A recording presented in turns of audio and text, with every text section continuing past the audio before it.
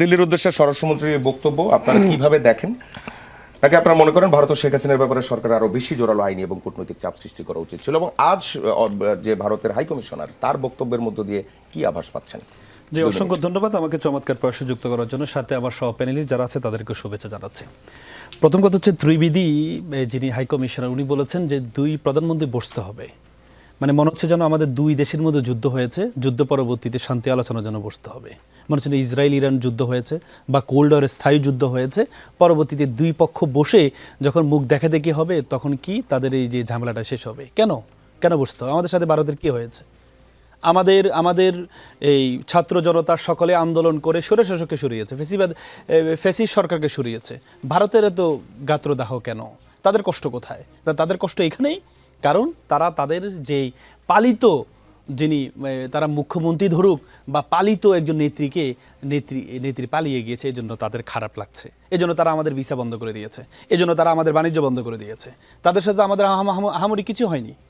তারা আমাদের একজন নির্বাচিত সরকারের একজন উপদেষ্টা যাচ্ছে, সেই কি বলে রাষ্ট্রীয় প্রোটোকল নিয়ে, সেখানে তারা বাধা প্রদান করছে। তার মানে কি? তারা তো আমাদের সাথে সুসম্পর্ক চাচ্ছে না।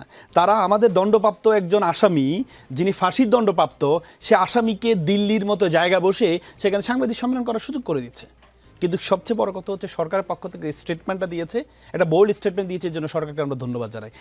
সাথে আরও চমৎকার হতো যদি দিল্লি যে হাই কমিশনার, ভারতের হাই কমিশনকে ডেকে যে কেন তাকে সুযোগ করে দেওয়া হয়েছে, বাংলাদেশ সরকার বলার পরেও তাকে যে সাংবাদিক সম্মেলন করার সুযোগ করে দেওয়া হয়েছে।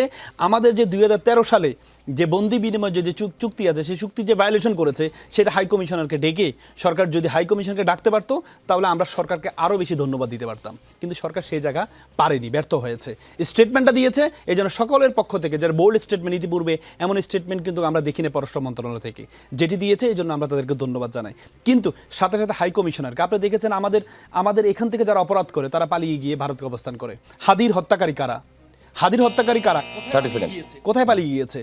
আপনি তো মমতা ব্যানার্জি বক্তব্যের মাধ্যমে আপনি প্রমাণিত হয়েছে যে হাদির হত্যাকারী কারা ছিল, কারা পরিকল্পনা কারা ছিল, এবং যারা হত্যাকারী গুলি করেছে তারা কোথায় পালিয়ে গিয়েছে। তো সুতরাং আপনি বন্দি প্রত্যাবর্তন নীতি যেটা আছে 2013 সালে বাধ্যতামূলক করে দেওয়া হয়েছে, সুতরাং তাদের সন্ত্রাসী যদি আসে এটা বাধ্যতামূলক, আমরা তাদেরকে ফেরত দিব। আর আমাদের সন্ত্রাসী যদি তাদের কাছে যায় তারা ফেরত দিবে না। তার মানে এটা কোন নীতি?